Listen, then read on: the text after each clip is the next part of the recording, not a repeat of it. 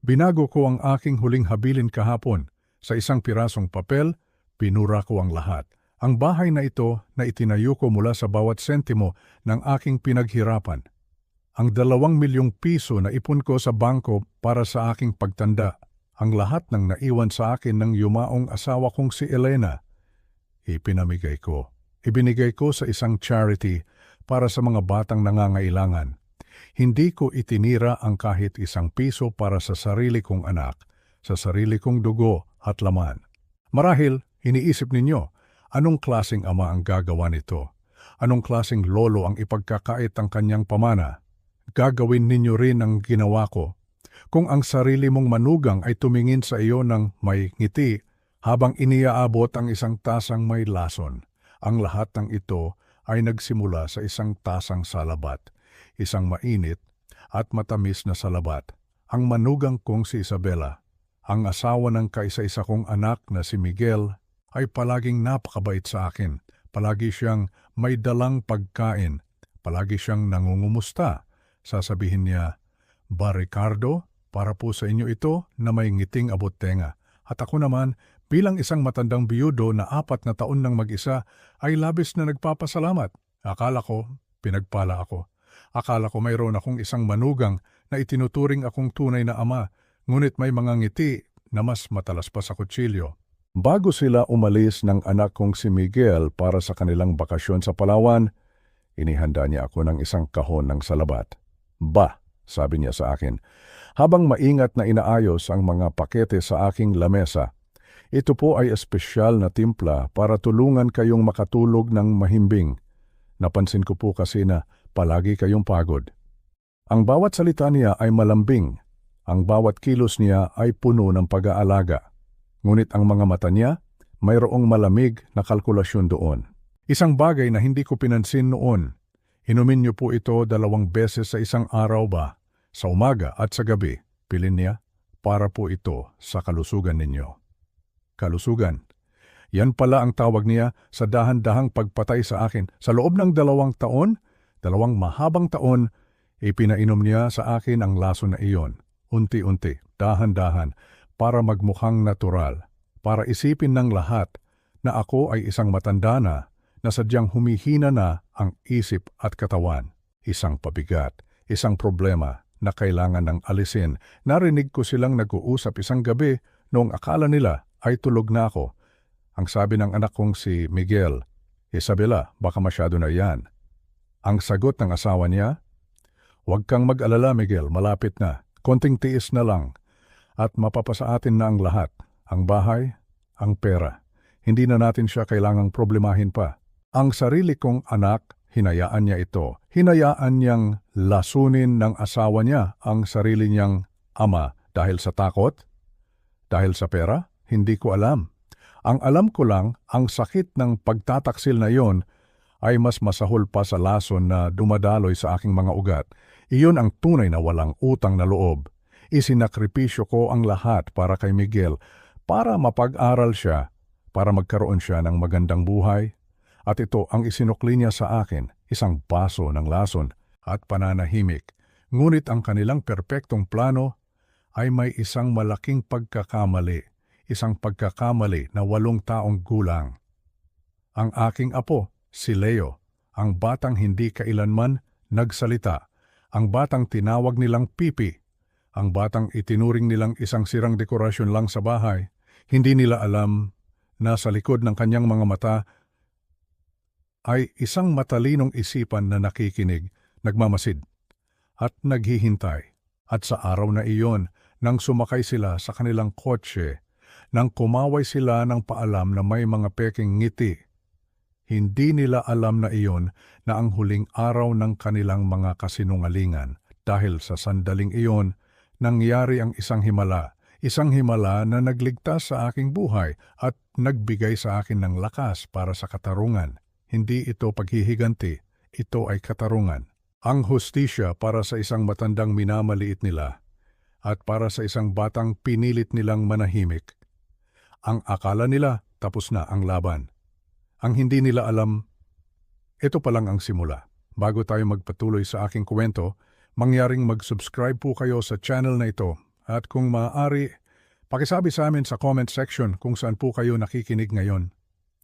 Malaking bagay po para sa akin na malaman na hindi ako nag-iisa sa laban na ito. Salamat po. At ngayon na hayaan ninyong ikwento ko kung paano nagsalita ang pipi kong apo at kung paano iniligtas ng kanyang mga salita ang aking buhay nang mawala na sa paningin ang pilak na kotse sa dulo ng aming kalsada. Isang kakaibang katahimikan ang bumalot sa aming dalawa ni Leo. Ang hanging umaga ay sariwa at ang mga dahon ng puno ng akasya ay nagsisimula ng manilaw, isang palatandaan na malapit na ang Kapaskuhan. Isang payapang umaga sana, isang umaga na dapat ay puno ng ligaya sa pagitan ng isang lolo at ng kanyang apo. Ngunit ang kapayapaan na iyon ay isang maskara lamang, isang manipis na tela na malapit ng mapunit at ilantad ang isang katotohanang mas madilim pa sa pinakamadilim na gabi. Pumasok kami sa loob ng bahay. Ang amoy ng kape at pandesal mula sa almusal ay nananatili pa sa hangin, isang normal na amoy sa isang normal na bahay. Ngunit wala nang normal sa araw na iyon. Narinig ko ang mahinang pag-click ng pinto ng isara ko ito at sa sandaling iyon, naramdaman ko ang paghigpit ng mga daliri ni Leo sa aking pulso. Hindi ito isang ordinaryong hawak ng isang bata. Ito ay mahigpit, desperado. Mayroon itong bigat ng isang bagay na matagal nang kinikimkim. Napatingin ako sa kanya at nakita ko ang isang bagay sa kanyang mga mata na hindi ko pa nakikita dati. Takot, ngunit hindi lang takot ng isang bata, isang malalim at matandang takot. Bigla niyang binitawan ang kanyang luma at kupas ng elepanteng laruan, ang laruang hindi niya pinakawalan mula pa noong siya ay 2 taong gulang. Bumagsak ito sa sahig na may mahinang tunog na parabang isang simbolo ng kanyang pagkabata na tuluyan na niyang binitawan. Ang kanyang buong katawan ay nanginginig. Ang kanyang maliit na kamay ay nakaturo, hindi sa akin, kundi sa kusina. Sa ibabaw ng lamesa kung saan nakalagay ang kahon ng salabat na inihanda ni Isabela. Ang kanyang mga mata ay nanlalaki, ang kanyang bibig ay bumubukas at sumasara na parabang ang mga salita ay nakikipaglaban upang makalabas matapos ang 8 taong pagkakakulong. Lumuhod ako sa harap niya para magkapantay ang aming mga mata. Ang puso ko ay nagsimulang tumibok ng mabilis, isang pakiramdam na huli kong naramdaman sa mga taon ng aking kabataan, sa mga panahong puno ng panganib. Leo, sabi ko sa isang mahinang boses. Anak, sabi ko sa isang mahinang boses. Anak, anong problema? Ang mga salita ay tila ayaw lumabas sa kanyang bibig. Ang kanyang mga labi ay nanginginig, hindi dahil sa lamig, kundi dahil sa isang takot na hindi kayang ilarawan. At pagkatapos, sa gitna ng katahimikan ng aming sala, sa ilalim ng tingin ng mga larawan sa dingding, ang larawan ko at ni Elena noong aming kasal, ang larawan ni Miguel noong siya ay nagtapos, isang himala ang naganap. Isang tinig ang lumabas mula kay Leo, isang tinig na gaspang, hindi sanay, na parang isang makinang 8 taon nang hindi ginagamit. Ngunit ito ay malinaw na parang kristal. Lolo, bulong niya, at ang bawat letra ay tila isang mabigat na bato na kanyang binuhat. Wag niyo pong inumin yung tsaa. Ang mundo ko ay huminto. Ang pag-ikot ng mundo ay biglang tumigil. Ang pagtibok ng puso ko, hindi ko na marinig. Ang narinig ko lang ay ang 2 salitang iyon, inumin at tsaa. Paulit-ulit sa aking isipan. Ang hangin ay tila nawala sa aking mga baga. Napahawak ako sa isang silya upang suportahan ang aking sarili dahil ang aking mga tuhod ay biglang nanghina na parang gelatin. Para akong binuhusan ng isang balding yelo, ang lahat ng akala kong alam ko, ang lahat ng akala kong totoo, ay gumuho sa isang iglap. Napatingin ako sa bata sa harap ko, ang aking apo, ang aking tahimik na apo. Leo, sabi ko, ang sarili kong boses ay nanginginig. Ikaw ba? Ikaw ba ay nagsalita? Hindi niya sinagot ang aking tanong. Sa halip, ang kanyang maliliit na kamay ay desperadong kumapit sa aking damit. Ang kanyang mga mata ay nagmamakaawa, puno ng luha na hindi pumapatak. Ang takot sa kanyang mukha ay hindi na takot ng isang bata. Ito ay takot ng isang taong nakakita ng kamatayan. Lolo, pakiusap po, sabi niya ulit. Ang kanyang boses ay bahagyang pumiyok. Pakiusap, wag niyo pong iinumin yon. May masamang nilagay si mama diyan. Masamang nilagay, masamang nilagay.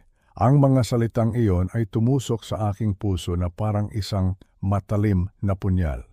Sa sandaling iyon, ang lahat ng maliliit na piraso ng palaisipan na hindi ko pinapansin sa loob ng 2 taon ay biglang nagkabit-kabit.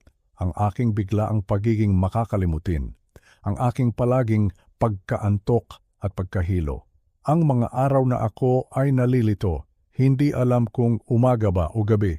Ang mga sinasabi ng doktor na natural lang iyan sa iyong edad. Ang mga matatamis ng ngiti ni Isabela habang iniaabot sa akin ang tasang iyon tuwing umaga at gabi. Ang kanyang mga salita, para po ito sa kalusugan ninyo ba, isang kasinungalingan, isang malaking kasinungalingan.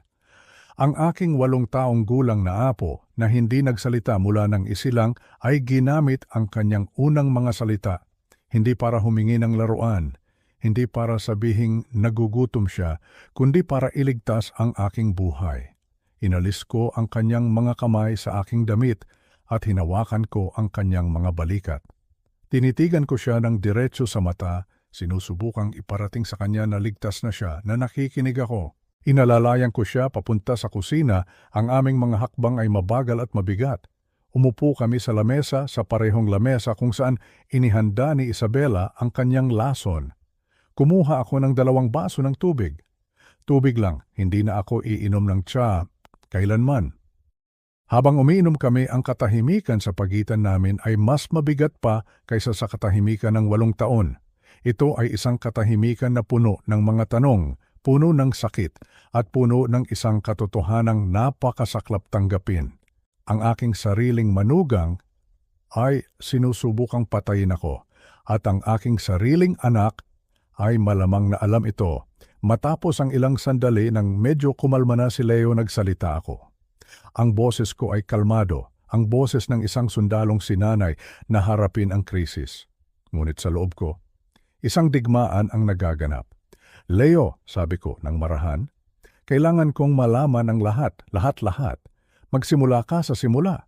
Bakit ngayon ka lang nagsalita? Yumuko si Leo, pinaglaruan ang gilid ng kanyang baso. Ang kanyang boses nang magsimula siyang magsalita ay mahina pa rin, puno ng alaala ng isang matagal ng takot. 5 taon po ako noon, lolo, simula niya. Nasa klinika kami ni mama. May nakita po akong laruan na gusto ko, isang maliit na kotse, at hindi ko po napigilan. Sinabi ko, mama, nang hindi nag-iisip. Isang beses lang po, mahina lang, pero narinig po ng doktor. Tumigil siya sandali at hinintay ko siya. Hindi ko siya minadali. Ang bawat salita ay mahalaga. Noong gabing iyon, pagpapatuloy niya at ang kanyang boses ay lalong humina na tila isang bulong. Pumasok si mama sa kwarto ko, tulog na po si papa. Umupo siya sa gilid ng kama ko, hinawakan niya ang kamay ko pero mahigpit, masakit po.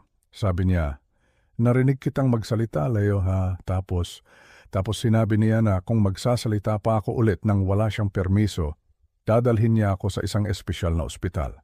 Nanginginig ang kanyang mga labi. Isang lugar daw po iyon na hindi ko na makikita si Papa at lalong hindi na po kita makikita, sabi niya. Sa ospital na yon, tinuturukan nila ang mga bata ng gamot para matulog sila, magpakailanman, magpakailanman.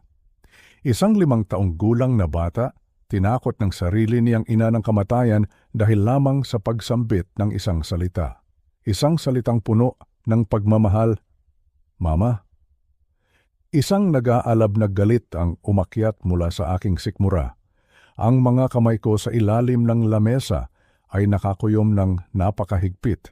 Kung kaharap ko lang si Isabela sa sandaling iyon, hindi ko alam kung ano ang magagawa ko. Ngunit tiningnan ko si Leo at pinilit kong pakalmahin ang aking sarili. Kailangan niya ako ngayon, kailangan niyang maramdaman na ligtas siya. Sobrang takot ko po noon, lolo, pagamin niya, paswila eyes, at sa wakas isang butil ng luha ang pumatak mula sa kanyang mata. Kaya po tumigil na akong magsalita sa lahat ng tao. Ang bigat ng kanyang mga salita ay dumagan sa akin. 8 taon. 8 taon ng sapilitang pananahimik. 8 taon na nakikita niya ang mundo, nauunawaan ang lahat, ngunit hindi makapagsalita dahil sa takot. Ilang beses ko siyang sinubukang kausapin, ilang beses ko siyang tinanong kung ano ang gusto niya para sa Pasko, kung ano ang paborito niyang pagkain, kung masaya ba siya. At sa lahat ng pagkakataong iyon, titingin lang siya sa akin, gamit ang kanyang malalaki at malulungkot na mga mata na puno ng mga salitang hindi niya masabi. Hindi ko alam na sa likod ng katahimikang iyon ay isang sigaw para sa tulong. Pero paano mo natutunang magbasa, Leo? Tanong ko. Sinusubukang unawain ang lawak ng kanyang kakayahan. Paano mo naintindihan ang lahat? Isang munting ngiti ang sumilay sa kanyang mga labi. Ang unang ngiti na nakita ko sa kanya sa araw na iyon. Sa TV po, Lolo, sabi niya. May mga subtitles po. Pinagtatabi-tabi ko po ang mga tunog at ang mga letra at yung mga libro niyo po. Pag naiiwan niyo sa sala, binabasa ko po ng palihim. Ang batang ito, biyang batang ito na akala ng lahat ay may kapansanan, ay hindi lang pala normal. Siya ay matalino, napakatalino. Habang ang mundo ay nagpapatuloy sa paligid niya na ipinapalagay na wala siyang naiintindihan, ang kanyang isipan ay abala sa pag-aaral, sa pag-unawa, sa pag-iipon ng kaalaman. Siya ay isang espiya sa kanyang sariling tahanan. Nakikinig po ako sa usapan ng mga matatanda, dagdag pa niya. Akala po nila, dahil hindi ako nagsasalita, hindi rin ako nakakarinig, pero naririnig ko po lahat, Lolo. Tumingin siya sa akin ng diretsyo at ngayon, ang takot sa kanyang mga mata ay napalitan ng determinasyon. Narinig ko po sila ni Mama at Papa na nag-uusap tungkol sa pera ninyo. Narinig ko po si Mama na kausap ang isang tao sa telepono tungkol sa mga gamot. Tungkol sa kung paano gagawing natural ang pagkamatay ng isang tao. Ang aking dugo ay tila naging yelo sa aking mga ugat. Hindi lang pala ito isang biglaang plano. Ito ay isang bagay na matagal nang pinag-isipan, isang bagay na kinalkula. Kailan mo ito narinig, Leo? 6 na buwan na po ang nakalipas, sagot niya. Simula po noon, naghahanap na ako ng pruweba. Naghihintay po ako ng pagkakataon. At ito na po yun, Lolo. Itong 4 na araw na tayo lang dalawa. Ito lang po ang pagkakataon ko na sabihin sa inyo ang lahat ng hindi niya ako mapipigilan. 4 na araw. Iyon lang ang mayroon kami. 4 na araw para labanan ang isang kasamaang 2 taon nang bumabalot sa aming pamilya. Tiningnan ko ang aking apo, itong maliit na batang lalaki na may bigat ng mundo sa kanyang mga balikat at isang bagay ang naging malinaw sa akin. Hindi na ako ang sundalong lumalaban para sa aking sarili. Ako ngayon ay isang lolo na lalaban para sa kinabukasan ng kanyang apo. Lolo, sabi ni Leo at may bagong kumpiyansa sa kanyang tinig. Hindi lang po ako nakinig. Kumuha po ako ng mga ebidensya, mga papel. Itinago ko po sila sa lugar na hinding-hindi niya maiisip na hanapin. Tumayo siya mula sa upuan at sinundan ko siya. Ang bawat hakbang paakyat sa hagdanan ay tila isang hakbang papalayo sa kasinungalingan at papalapit sa isang masakit, ngunit kinakailangang katotohanan. Dinaanan namin ang mga larawan sa dingding. Isang larawan ni Miguel noong bata pa, masaya at walang muwang. Isang larawan ng aking yumaong asawang si Elena, nakangiti sa kanyang hardin ng mga sampagita. Isang larawan ni Leo noong siya ay sanggol pa. Mga normal na alaala ng isang normal na pamilya, na ngayon ay nababahiran ng isang madilim na lihim. Pumasok kami sa kwarto ni Leo. Ang wallpaper na may mga dinosaur na tinulungan ko siyang idikit noong siya ay 4 na taong gulang ay naroon pa rin. Akala ko noon ang masasayang kulay ay makakatulong sa kanya na magsalita. Hindi ko alam na nagsasalita na pala siya sa lahat ng oras, sa kanyang sariling paraan, sa pamamagitan ng kanyang mga mata. Ngunit hindi siya pumunta sa kanyang aparador o sa ilalim ng kanyang kama. Sa halip lumuhod siya sa tabi ng kanyang lumang kama na gawa sa nara. Maingat niyang isinuksok ang kanyang maliliit na daliri sa isang maliit na siwang sa pagitan ng sahig na gawa sa kahoy. Isang piraso ng tabla na matagal na pala niyang niluwagan. Mula sa ilalim, dahan-dahan niyang hinila ang isang manipis na tumpok ng mga papel, maingat na nakatupi upang magkasya sa maliit na espasyo. Akala po ni Mama, wala akong maintindihan, bulong ni Leo, habang iniaabot sa akin ang mga papel. Iiwanan niya po ang mga ito sa kanyang lamesa pag kaming dalawa lang sa bahay. Papalakarin niya po ako sa harap niya habang nagtatrabaho siya. Siguro po para ipamukha sa akin na kahit anong makita ko, hindi ko naman maikukwento kahit kanino. Isang araw po may tumawag sa kanya, emergency daw po. Nakalimutan niyang dalhin ang isang dilaw na sobre sa banyo. Kinuha ko po iyon. Alam ko pong mapapansin niya kung kukunin ko lahat, kaya kinuha ko lang po yung mga pinaka-importante at itinago ko dito. Isang halong takot at pagmamalaki ang nakita ko sa kanyang mga mata. Ginalugad po ni Mama ang buong bahay para hanapin ang mga iyon. Lolo? Sinigawan niya pa po si Papa, pero hindi niya po ako pinaghinalaan. Tinawag niya po akong isang sirang palamuti sa bahay na ito. Ang mga kamay ko ay nanginginig habang binubuklat ko ang mga papel. Ang mga salitang sirang palamuti ay umalingaw-ngaw sa aking isipan. Ganoon ang tingin niya sa sarili niyang anak. Ang unang dokumento ay isang printout mula sa isang medical website. Ang pamagat, mga palatandaan ng pag-abuso at pagpapabaya sa mga nakatatanda. Nakasulat sa Tagalog, may mga bahagi na minarkahan ng dilaw na highlighter. Progresibong pagkawala ng memorya, pagtaas ng pagkalito at disorientasyon, pagbabago sa pattern ng pagtulog. Bawat isang sintomas ay eksakto sa mga naranasan ko sa nakalipas na 2 taon. Ang pangalawang dokumento ay mas nakakakilabot. Ito ay tungkol sa interaksyon ng mga gamot sa mga pasyenteng matatanda. Ang mga gilid ng papel ay puno ng sulat kamay ni Isabela, mga kalkulasyon, mga dosis, mga tala tungkol sa kung paano paghihiwalayin ang pagbibigay ng gamot para hindi ito mahalata sa isang ordinaryong check-up. Ngunit ang pangatlong dokumento, ito ang nagpatunay sa lahat. Isang kwaderno na may titulong Timeline ni RB, ang aking mga inisyal, Ricardo Bennett. Ang aking buhay ginawang isang clinical experiment. Binasa ko ang mga nakasulat, Marso 2024, unang dosis ibinigay, lorazepam, 1 mg. Pasyente ay antukin isinisi sa normal na pagtanda. Hunyo 2024, itinaas sa 2 mg kasama ng diphenhydramine. Napansin ang mga pagkalimot. Setyembre 2024, idinagdag ang zolpidem. Nakamit ang nais na pattern ng pagkalito. Binasa ko ito ng paulit-ulit. Ang aking paghihirap, ang aking kahihiyan, ang aking takot. Para sa kanya, isa lamang itong nais na pattern. At pagkatapos, ang huling entry, nakasulat ang petsa, 4 na araw lang ang nakalipas. Oktubre 10, 2024, inihanda ang mga concentrated dose para sa linggo ng cruise. Ang kalkuladong dami ay dapat magsiguro ng permanenteng solusyon sa loob ng 48 hanggang 60 oras ng pag-inom. Permanenteng solusyon. Ganun pala ang tawag niya sa pagpatay sa akin. Isang permanenteng solusyon na parang pag-aayos lang ng isang sirang gripo. Habang nakatitig ako sa mga salitang permanenteng solusyon, pakiramdam ko ay hindi na ako makahinga. Ang lahat ng lakas ay tila umalis sa aking katawan. Ito na ang katotohanan. Isang hatol ng kamatayan na isinulat ng aking sariling manugang. Lolo, sabi ni Leo sa isang mahinang-mahinang boses na tila natatakot sa reaksyon ko. May isa pa po.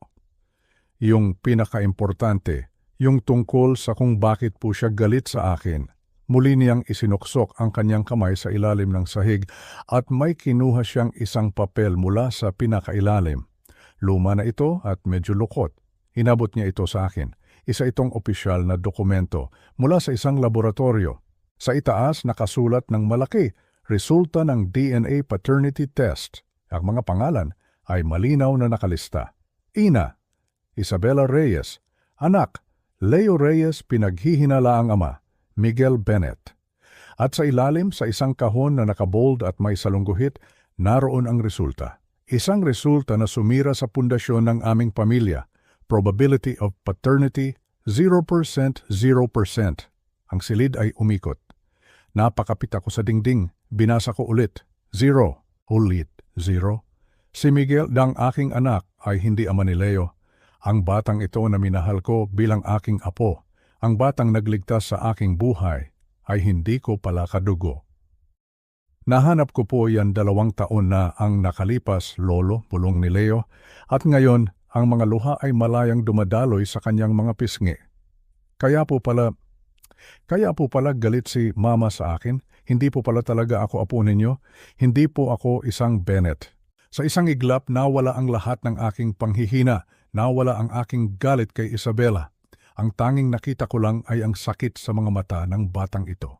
Isang batang 8 taong gulang na dala-dala ang isang sikretong sisira sa sinumang matanda. Binitawan ko ang mga papel. Ang mga ito ay lumipad at kumalat sa sahig na parang mga tuyong dahon. Lumuhod ako at niyakap ko si Leo ng napakahigpit. Tumigil ka, sabi ko, ang aking boses ay magaspang dahil sa nagbabadyang mga luha. Makinig ka sa akin, sundalo. Hinawakan ko siya sa magkabilang balikat at iniharap sa akin para makita niya ang katotohanan sa aking mga mata. Ang dugo, hindi iyan ang gumagawa ng pamilya. Ang pagmamahal ang gumagawa ng pamilya. Ang karangalan ang gumagawa ng pamilya. Ang paglalaban para sa isa't isa, yan ang gumagawa ng pamilya.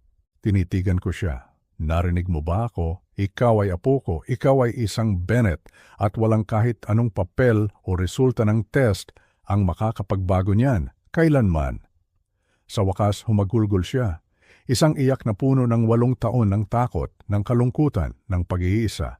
Ibinuhos niya ang lahat sa aking balikat at niyakap ko lang siya. Niyakap ko ang aking matapang na apo, ang batang nag-iisang lumaban sa dilim para protektahan kaming dalawa. Nang tumahan na siya, nanatili kaming magkayakap sa sahig ng kanyang kwarto. Ang mga papel ay nakakalat sa aming paligid, mga piraso ng isang masalimuot na plano.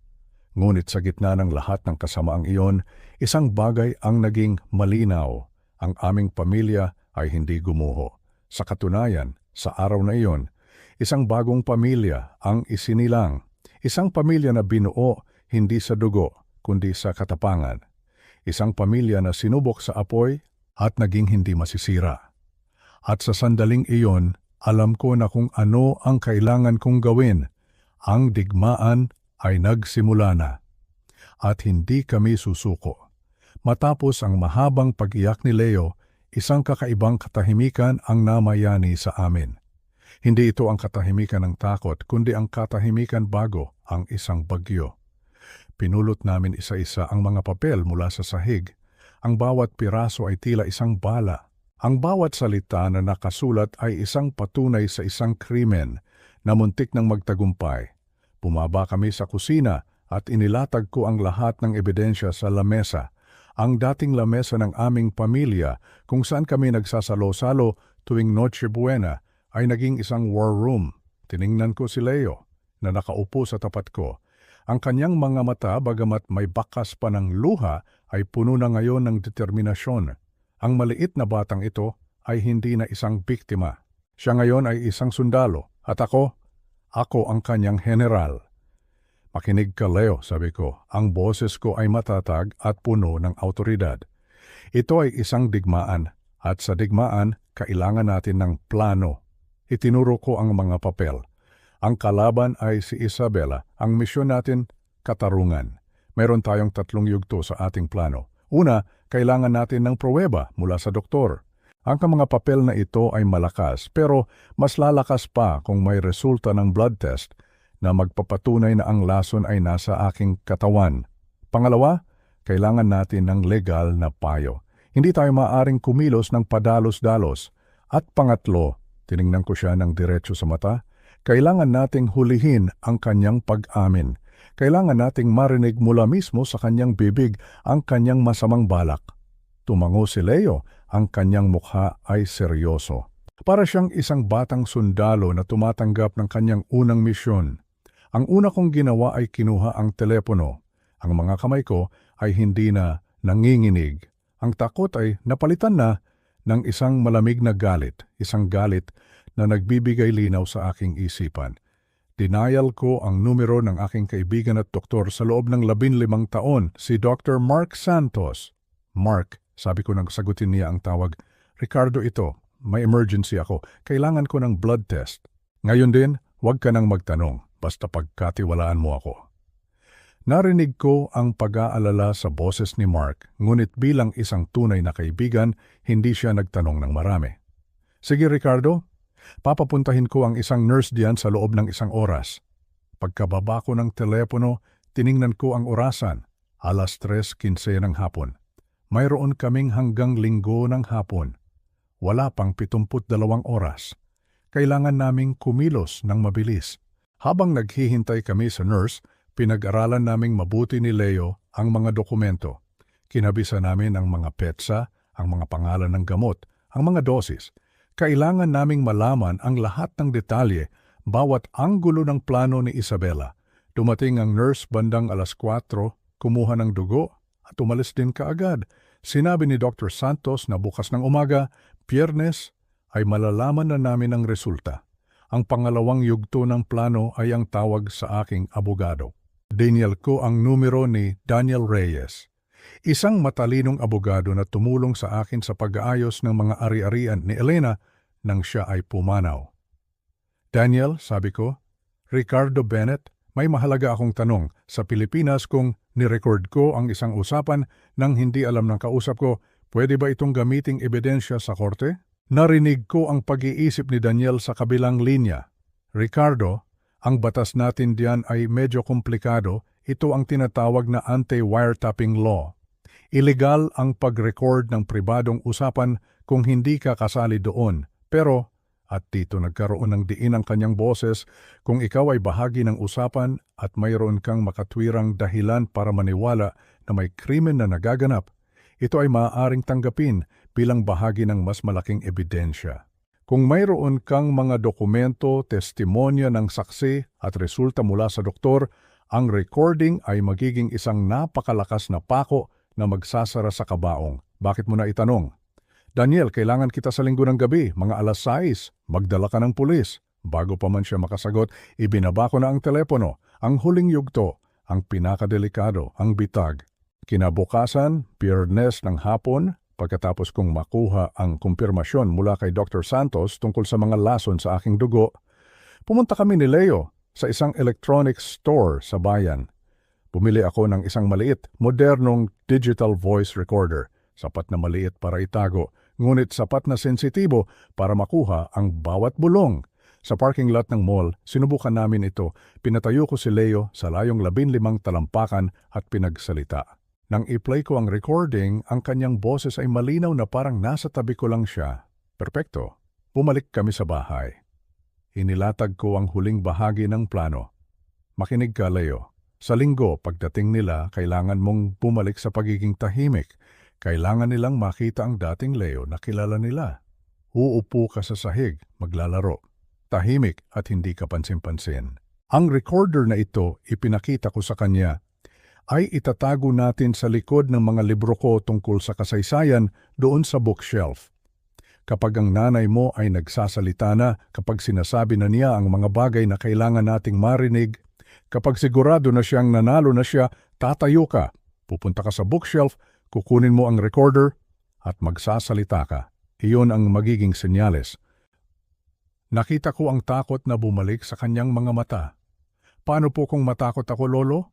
Nanginginig niyang tanong. Paano po kung hindi ko kaya? Hinawakan ko ang kanyang maliliit na kamay.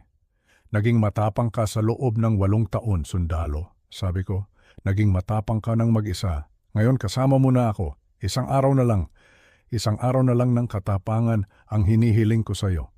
Tumango siya at nakita ko ang tapang na muling nag-alab sa kanyang mga mata. Ang plano ay nakalatag na.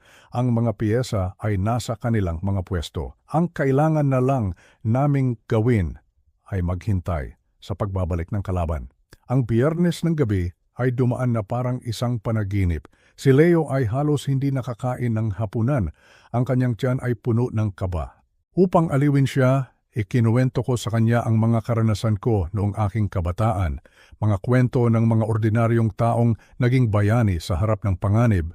Sinubukan kong ipaintindi sa kanya na ang katapangan ay hindi ang kawalan ng takot, kundi ang paggawa ng tama kahit na natatakot. Bago siya matulog, tinanong niya, "Lolo, paano po kung magkamali tayo bukas?" "Hindi tayo magkakamali," sagot ko, dahil ang katotohanan ay nasa panig natin. Kinabukasan Sabado, ang araw bago ang kanilang pagbabalik, ay ginugol namin sa pag-iensayo, paulit-ulit, na parang isang dula sa teatro kung saan ang aming buhay ang nakataya. Inilagay namin ang recorder sa likod ng makapal na libro ng kasaysayan ng Pilipinas sa bookshelf. Inensayo ni Leo ang pagtayo, ang paglakad ng tahimik, ang pagkuha ng recorder, at ang pagpindot sa stop button. Ginawa niya ito ng paulit-ulit hanggang sa maging natural na sa kanya. Ako naman, inensayo ko ang aking parte, ang parte ng isang matandang nalilito at nanghihina. Nagpractice akong magsalita ng putol-putol. Nagpractice akong tumingin sa malayo na parang may hinahanap na wala doon. Nagpractice akong kalimutan ang mga simpleng bagay. Hindi pa po kapani-paniwala, Lolo, po na sa akin ni Leo matapos ang isang pag-iensayo. Masyado pa po kayong malakas tingnan, kaya sinubukan ko ulit. Ibinagsak ko ang aking mga balikat. Hinayaan kong mangunot ang aking noo. Ginamit ko ang isang boses na mahina at nanginginig. Inulit ko ang aking sarili. Saan ko na nga ba inilagay ang aking, ano na nga ba yon? Nakita ko ang paghanga sa mga mata ni Leo. Ayan, Lolo, ganyan na nga po. Nagpalit kami ng papel. Kailangan mong maging matatag pag nagsalita ka na, Leo, sabi ko sa kanya. Kailangan nilang marinig ang lakas sa boses mo. Subukan mo. Tumayo siya ng tuwid. Kaya ko pong magsalita, sabi niya. Ang kanyang boses ay medyo mahina pa. Lakasan mo pa, sabi ko. Tumingin ka sa kanilang mga mata. Bawat salita ay mahalaga. Sinubukan niya ulit. Mas malakas ngayon. Kaya ko pong magsalita. Palagi ko pong kayang magsalita. Pinilit niyo lang po akong manahimik. Inulit namin ito ng 5 beses, 10 beses, hanggang sa ang kanyang boses ay umalingaw-ngaw sa sala ng may kumpiyansa at kapangyarihan. Siya ay handa na. Kami ay handa na. Noong gabing iyon, bago ang tawag na inaasahan namin, ang tawag mula kay Isabela, huling beses naming pinag-usapan ang plano. Leo, sabi ko, maaring maging pangit ang mga mangyayari bukas, maaring may sigawan. Huwag kang matakot. Ano man ang mangyari, nandito lang ako sa tabi mo. Tumango siya. Ang maliit na batang lalaki na natatakot sa sarili niyang ina ay nawala na. Ang kaharap ko ngayon ay isang batang mandirigma, handa para sa kanyang pinakamalaking laban.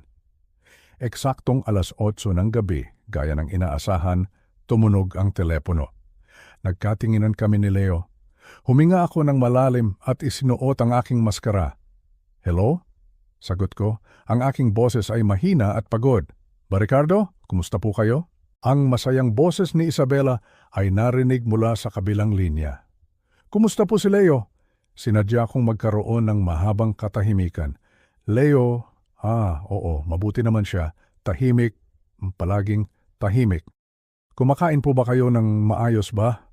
Sa tingin ko, oo, pero hindi ko matandaan kung napakain ko ba siya ng tanghalian kanina o kahapon ba yun? Sa tapat ko si Leo ay nag-thumbs up. Ang kanyang mga mata ay nagniningning sa paghanga. Narinig ko ang isang mahinang tawa sa kabilang linya, isang tawa na sinubukan niyang itago. "Naku ba, mukhang kailangan niyo na po talagang magpahinga," sabi niya. Ang kanyang boses ay puno ng peking pag-aalala. "Napapansin ko pong palagi na kayong nalilito." Pagod na pagod ako, Isabela, sabi ko. Hinayaan kong manginig ang aking boses. Lagi kong naiisip na nakikita ko si Elena sa hardin. Nasa hardin siya kahapon. O nung isang araw ba? Anong araw na nga ba ngayon? Sabado po ba? Sabado ng gabi. Sabado. Tama, sabi ko ng mabagal.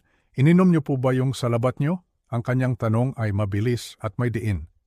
Salabat? Oo, masarap. Nakakatulong sa pagtulog. Ang haba ng tulog ko ngayon, sobrang haba. Sinadya kong magsalita ng malabo. Dapat ba akong antukin ng ganito? Normal lang po yan ba? Mabilis niyang sagot. Sa edad niyo po, kailangan ng katawan niyo ng mas maraming pahinga. Huwag po kayong mag-alala, pagbalik namin, pag-uusapan natin ang tungkol sa isang lugar na mas makakapag-alaga sa inyo, isang lugar kung saan hindi nyo na kailangang mag-isip pa. Nagkunwari akong sumasang-ayon sa isang mahinang ungol na parang isang taong masyado ng lito para maintindihan na ang kanyang sariling hatol ay isinasagawa na. Nang ibaba ko ang telepono, agad kong binitawan ang pagpapanggap. Tiningnan ako ni Leo na may pagkamangha. Naniwala po siya, Lolo. Naniwala po siya sa lahat. Ngumiti ako, isang ngiti na hindi ko na nagawa sa loob ng 2 taon. 8 taon kang nanahimik para sa akin, Leo, sabi ko. Kaya kong magpanggap na lito para sa iyo sa loob ng 24 na oras. Tumingin ako sa kalendaryo, Linggo. Ang araw ng paghuhukom ay narito na. Ang bitag ay nakahanda na. Ang Linggo ng hapon ay dumating na may dalang kakaibang bigat sa hangin.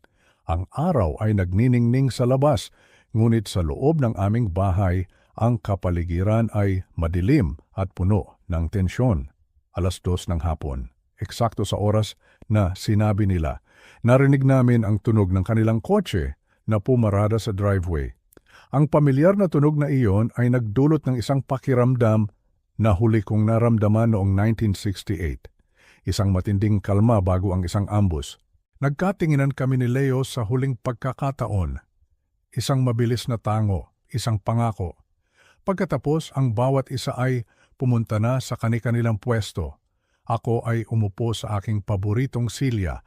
Ang aking katawan ay nakakuba. Ang aking buhok ay sinadya kong guluhin. Ang isang butones ng aking polo ay mali ang pagkakabutones. Hindi ako nag-ahit noong umagang iyon. Ang nakita ko sa salamin ay ang eksaktong imahe na gustong makita ni Isabela. Isang matandang lalaking tuluyan ng bumibigay. Si Leo naman ay umupo sa sahig sa paanan ko. Inayos niya ang kanyang mga laruan sa paligid niya na parang isang ordinaryong bata sa isang ordinaryong hapon. Pagkatapos ay nanatili siyang tahimik at hindi kumikilos. Bumalik siya sa papel na ginampanan niya sa loob ng 8 taon. Bumukas ang pinto sa harap. Bah, nandito na po kami. Ang boses ni Isabela ay masaya at peke.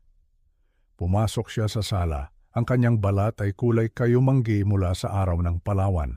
Ang kanyang mga mata ay mabilis na lumibot sa silid at nang makita niya ako, isang mabilis na kislap ng inis ang dumaan sa kanyang mukha.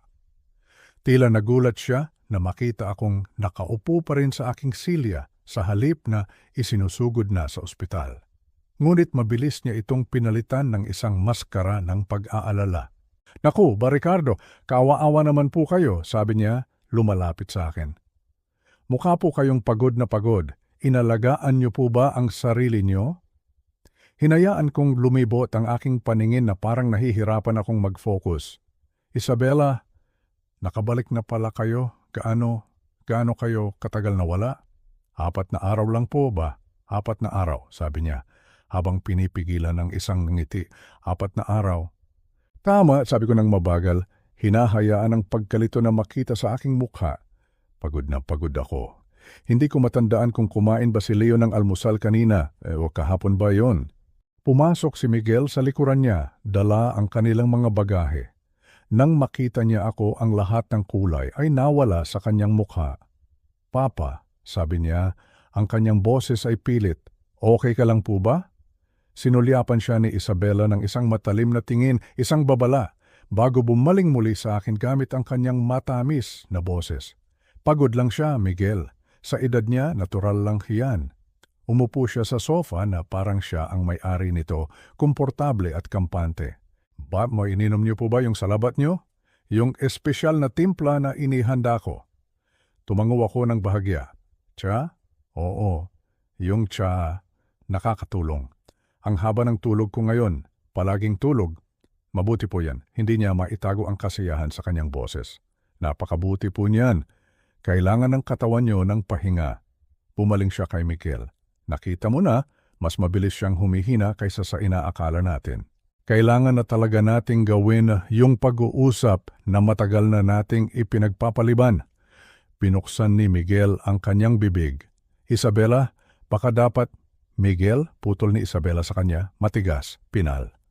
Kailangan ng tulong ng papa mo, profesional na tulong. Muli siyang bumaling sa akin at ngayon, ang maskara ay tuluyan ng natatanggal. Nakikita ko na ang tunay na anyo sa ilalim nito. Ricardo, ano po ang masasabi niyo sa isang lugar kung saan may mga nurse na magbabantay sa inyo? Kung saan masisiguro nilang ligtas kayo? Ginawa kong maliit at talunan ang aking boses. Ayokong maging pabigat sa inyo mga anak. Hindi po kayo pabigat, tama ang mga salita, ngunit ang tono ay ganap na mali. Pero ganyan talaga ang buhay. Ang ibang tao sa edad ninyo ay mas mabilis humina kaysa sa iba, lalo na kung hindi na sila kasing talas ng dati. Nagiinit na siya sa kanyang paksa, nagiging mas matapang. Ang isang memory care facility ang pinakamainam para sa lahat pagkatapos maaari na naming ayusin ng maayos ang inyong mga ari-arian. Ang bahay na ito, ang mga ipon, lahat ng mga komplikadong bagay na hindi nyo na kailangang alalahanin pa. Si Miguel ay hindi mapakali sa may pintuan. Isabela, hindi niya ito pinansin.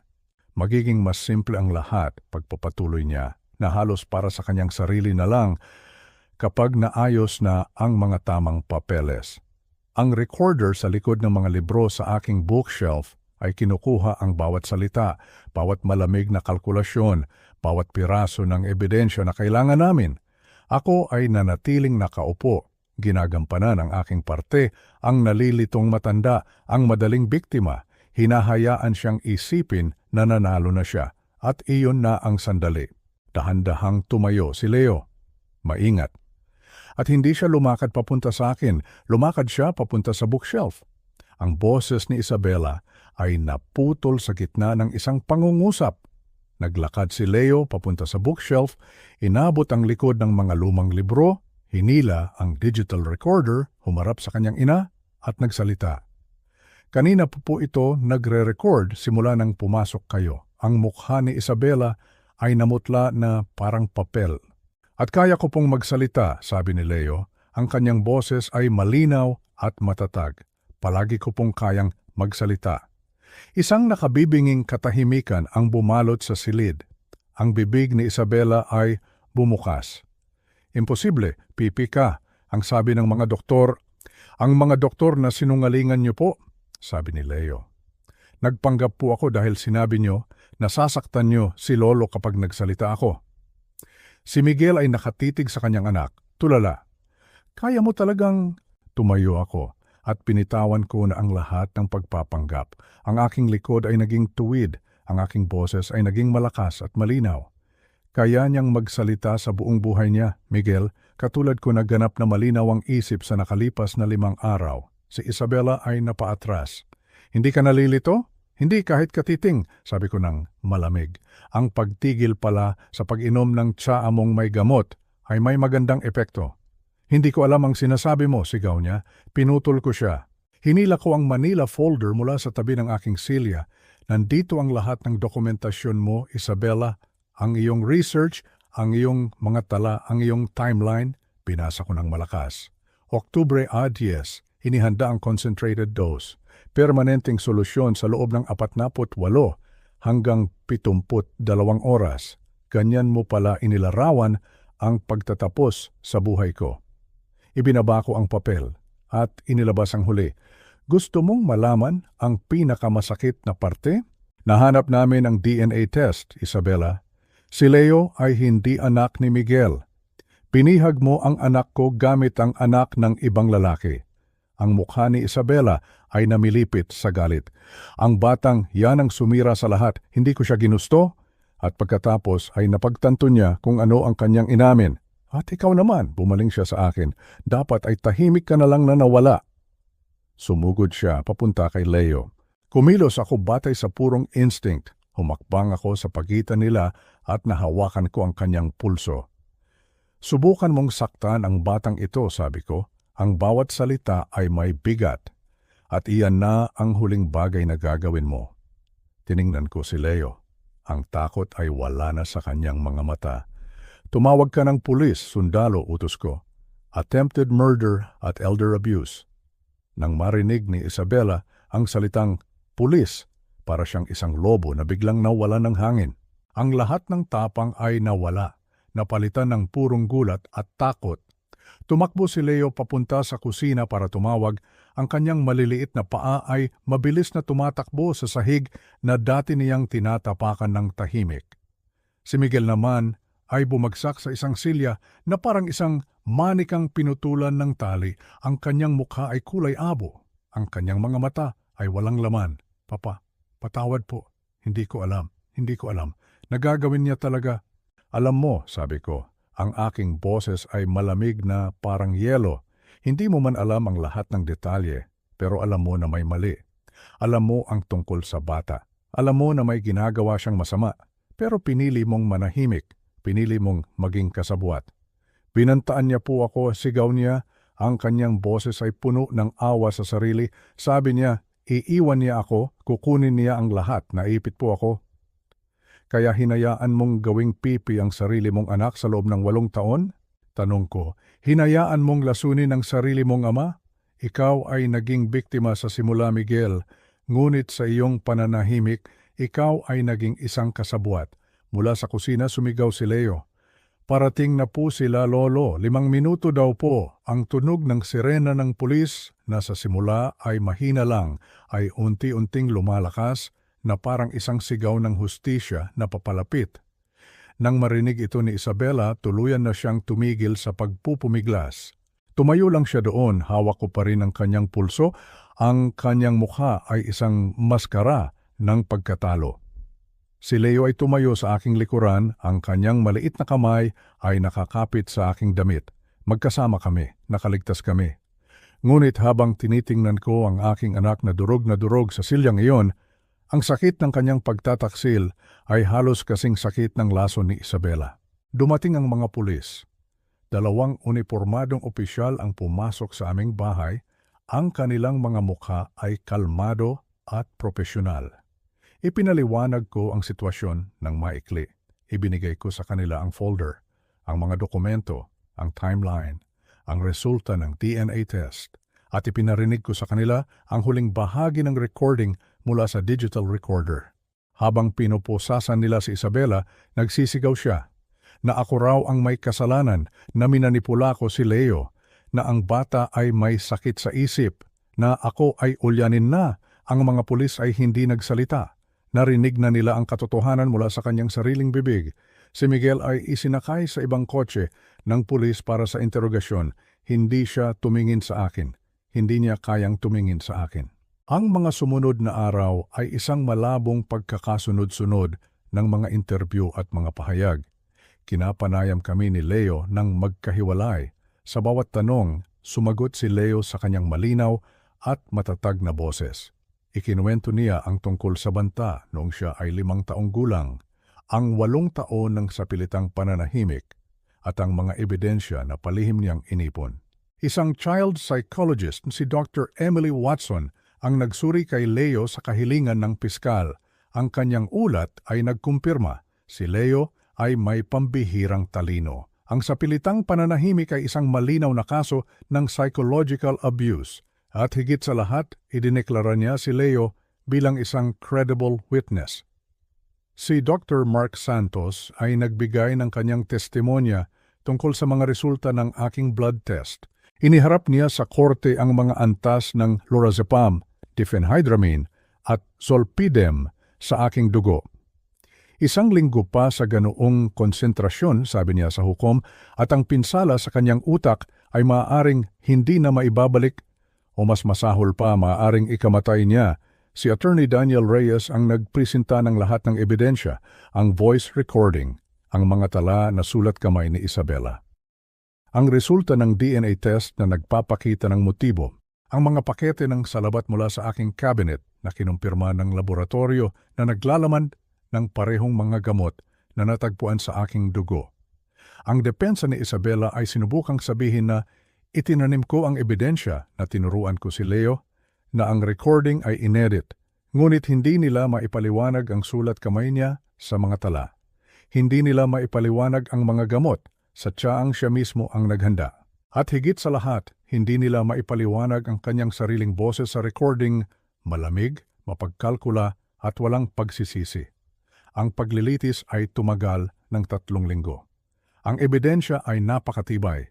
Hinatulan ng hukom si Isabela ng 15 taon sa bilangguan para sa attempted murder, elder abuse at child endangerment.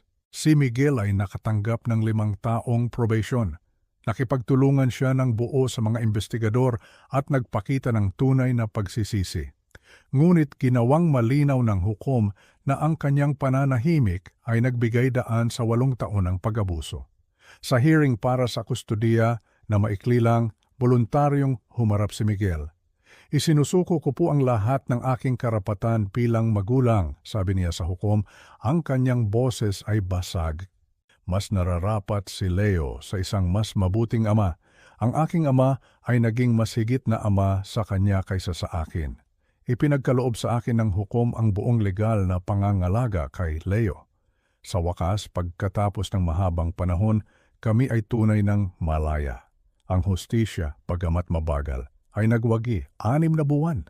Ganun na pala katagal ang lumipas, 6 na buwan mula noong gabing iyon. Ang gabing puno ng takot, ang gabing puno ng pag-aalinlangan. Pero ngayon, tignan mo naman ang paligid. Napakaganda ng umaga. Nandito kami ngayon sa gitna ng dagat, tahimik, payapa. Ang tanging naririnig ko lang ay ang banayad na hampas ng maliliit na alon sa gilid ng aming bangka. At ang huni ng mga ibon sa malayo, malamig ang simoy ng hangin, amoy asin, amoy dagat. Ito yung klase ng hangin na humahaplos sa mukha mo at nagtatanggal ng lahat ng pagod sa iyong katawan. Kasama ko si Leo, nakaupo siya sa unahan ng bangka. Hawak niya ang nylon na tansi, seryoso ang mukha niya. Nakatuon ang buong atensyon niya sa tubig. Naghihintay kung kakagat ba ang isda. Pinagmasdan ko siya ng matagal. Ang batang ito, ibang-iba na siya sa batang nakilala ko noon. Dati ang mga mata niya ay laging nakatingin sa ibaba.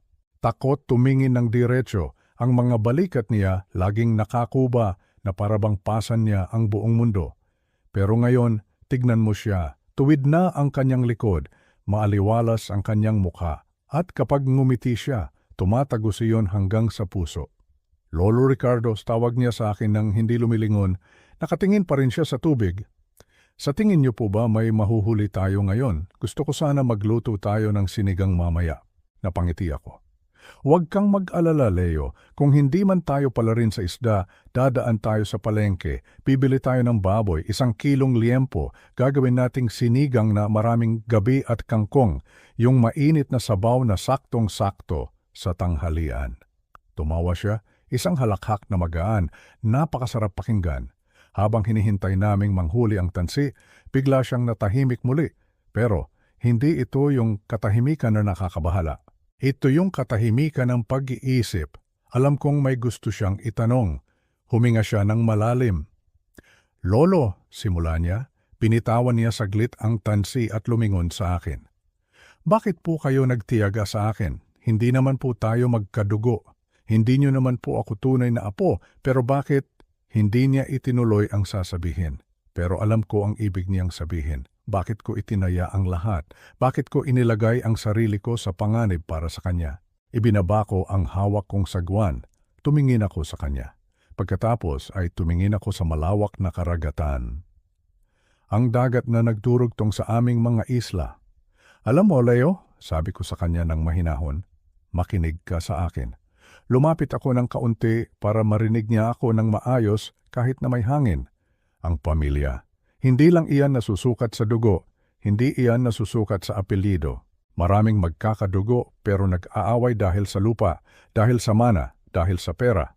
Maraming magkakapamilya pero hindi nagpapansinan ng ilang taon. Tumango si Leo, nakikinig ng mabuti. Ang tunay na pamilya, pagpapatuloy ko, ay binuo ng pagmamahal, binuo ng pagpili, pinili kitang alagaan. At pinili mo akong pagkatiwalaan. Iyon ang mas matibay na pundasyon, mas matibay pa sa semento, mas matibay pa sa bakal. Nakita kong namuo ang luha sa gilid ng mga mata niya, hindi dahil sa lungkot, kundi dahil sa pagkaunawa. Tignan mo ang tansi na hawak mo, sabi ko. 1 piraso lang yan, madaling mapatid kung hihilahin mo ng bigla. Pero kung iipunin mo ang maraming tansi at itatali ng maayos, nagiging matibay. Ganyan tayo, ang tapang mo at ang pagmamahal ko. Kapag pinagsama, wala nang makakasira doon. Ngumiti si Leo. Pinahid niya ang kanyang mata gamit ang likod ng kanyang kamay. Salamat po, Lolo, kasi dumating kayo. Hindi, Leo, sagot ko. Salamat kasi dumating ka rin. Binigyan mo ng bagong kulay ang buhay ng matandang tulad ko. Pumalik kami sa pangingisda at sa awa ng Diyos nakahuli kami ng 3 malalaking lapu-lapu. Sapat na sapat para sa tanghalian at hapunan. Siguradong masarap ito kapag inihaw o kaya ay sinabuhan. Nang pabalik na kami sa Pampang, habang papalubog na ang araw at nagiging kulay kahel ang langit, hindi ko maiwasang mag-isip. Kausap ko ngayon kayo. Oo, kayo na nakikinig sa akin. Kayong mga lolo at lola, mga nanay at tatay, mga kapwa ko Pilipino na nasa dapit hapon na ng kanilang buhay. Gusto kong mag-iwan ng isang mensahe para sa inyo. Minsan, sanay na sanay tayo sa kultura ng pagwawalang bahala. Yung sasabihin natin, ay, huwag na tayong makialam diyan, away mag-asawa yan. O kaya naman, hayaan mo na sila, baka madamay pa tayo. Natatakot tayo. Natatakot tayong magsalita. Natatakot tayong makagulo. Ayaw nating masangkot sa gulo ng iba. Pero pakiusap, makinig kayo. Ang pananahimik sa gitna ng kasamaan ay pagpayag na rin sa kasamaan.